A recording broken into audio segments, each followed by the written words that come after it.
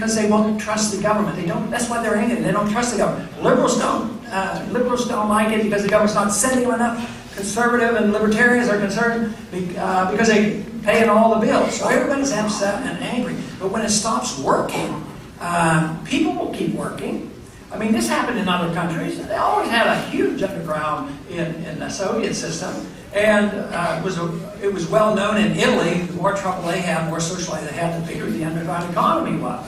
I'm not advocating the underground economy, but I am advocating a system of government that would prevent the need for that. But I'm just saying that's a possibility that that the federal government will become neutralized, and people will just take it upon themselves to do what they need to survive. Because the biggest threat in a financial way, in a political way, to us today is the dollar, the destruction of the dollar. And it's being held up artificially. The people of the world still trust it, and we buy their influence. We promise we'll defend them if you buy our dollars and don't crash the dollar. But they can't do it forever. I remember in the 1980s, they said the Japanese stock market would never crash because the banks owned all the stocks, and they always propped it up. But the markets are stronger than the government. And markets, even though this fiat dollar standard has existed since 1971, it's amazing that it has lasted this long, but it only made the bubble that much bigger.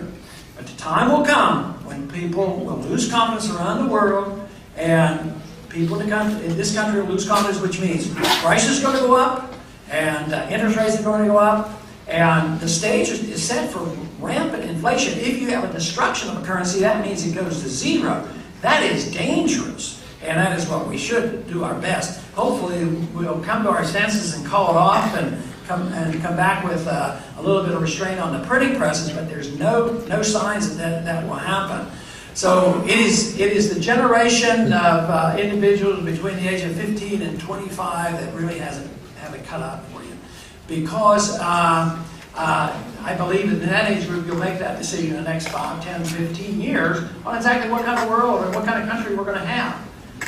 But we don't know when that's going to come. Now, if they move this thing along rather rapidly and we start stirring up a war with the Iranians and Pakistan gets annoyed with us killing people over there, I mean, there could be a geopolitical event that would cause chaos enough to just totally erode the foundation. The foundation is really gone, but it just could be toppled. Just like the financial system in August of 2008, I think the professors that understand Austrian economics knew that it was a bubble. It was going to burst, and it did, and we weren't surprised. Same thing happens with the dollar. But the people, even though we might have said it was coming, we didn't know that it was going to really burst in, I guess, by August or September of 2008. And we don't know when people will lose the confidence in the dollar, and it could come in a month or it could come in 10 years as far as I'm concerned. But we're gradually every day getting closer to that. But the wonderful thing is we have good history. We have better history than most other countries, because there was a time we understood and respected property rights. We understood contracts. We understood sound money. We understood personal liberty and freedom of speech and freedom of religion. So these things have been known. You take a country like Russia, they never had as much respect for those issues as we have. So we have reason to be optimistic that if we just wake up and do the right things, that we can overcome this. The thing that I would advise everybody, if you have to ask me, that is that if you're concerned and thinking about this and studying economics and studying political thought, that I think the most important thing you can do is diverse yourself from partisan politics. I don't think there's any benefit by being a strong partisan. Now, that doesn't mean I disown the Republican Party, but it means that it's much more important to understand Nixon's admonition back in the 70s when Bretton Woods broke down, when he said that we're all Keynesians now. What we need to do is change it around and say that we're all Austrians, all Miesians, all...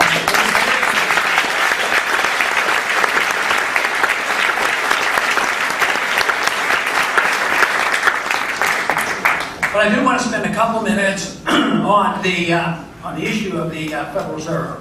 My name's been associated with the Federal Reserve for a few years. Back in the 80s, I introduced, well, almost every time in Washington, I've introduced a bill to audit the Federal Reserve. But the most signatures I ever had was about 18. So right now, most of you probably heard that the 1207 audit the Federal Reserve. We now have 82 co-sponsors, all the Republicans, over 100 Democrats on that.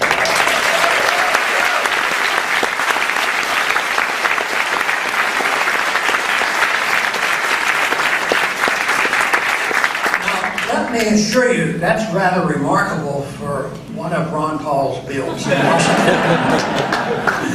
But it's also a sign that perseverance can help and work. And also, in approaching crisis or being in the midst of a crisis, and the American people waking up and saying, we want transparency, we want to know what's going on. You gave away $700 billion in TARP funds, and the Congress doesn't even know where it went, and people got all these huge bonuses. Then all of a sudden they've looked into and started listening about the Federal Reserve and find out that they deal with even bigger sums of money. And they can do deals with other governments, with other central banks, international financial organizations, and private corporations. We don't know who they are, what they do, what markets they interfere with. They are Fed is one of the 4 members of the President's Working Group on Financial Markets, which are designed to interfere in markets to smooth them out. That is, fix prices, go in and buy and sell to try to settle the market. But we're not allowed to know what they do. But an audit of the Fed would help tell us about this. They will not relinquish lightly. There's been a couple lawsuits filed against the Federal Reserve, and there's been a recent one. I guess it was Bloomberg won the case and said that the Federal Reserve would have to tell, under the Freedom of Information Act, tell who some of these loans were made to. And but the Fed that's going to be a long time. I'm glad they're doing that. And even with the audit bill, the most important thing about the audit bill is the attention that the Federal Reserve is getting. Matter of fact, if next month they come in and they twist the arms of the leadership and they say absolutely nothing is going to be passed, we're not going to give you anything, believe me, that will be more of an incentive for the American people to demand even louder to find out what they're doing. But you know, their argument is, well, if you do that, we don't want you to get involved in politicized monetary policy. Like if we knew what they did last year, who got the loans, that was politicizing it. But it's not politicizing it if a Federal Reserve chairman pursues a monetary policy that benefits the president, so the president reappoints him as chairman of the Federal Reserve Board. And I guess it's not politicizing it, if Goldman Sachs has an influence on the Federal Reserve and Treasury, which they always do. Oh, that's not political. But if you happen to find out a little bit about the Federal Reserve, and the Congress finds out a little bit about the Federal Reserve, oh, you're going to disrupt things. Tonight there was somebody arguing against what I want to do, and he was saying on TV that we don't need this at all.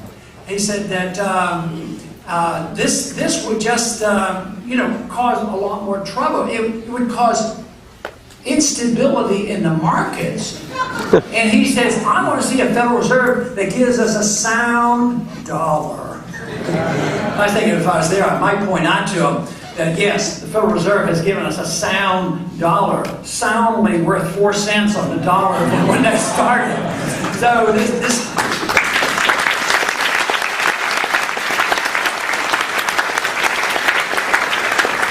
the Federal Reserve exists for various reasons, and it's been accepted for so long because it accommodates the politicians who spend too much. The Fed monetizes the debt.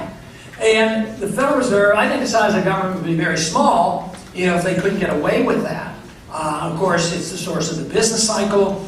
I think it's morally incorrect to allow anybody to counterfeit money, let alone a Federal Reserve System to counterfeit it and do absolute disobedience to the Constitution by using only gold and silver and no authority to have a central bank.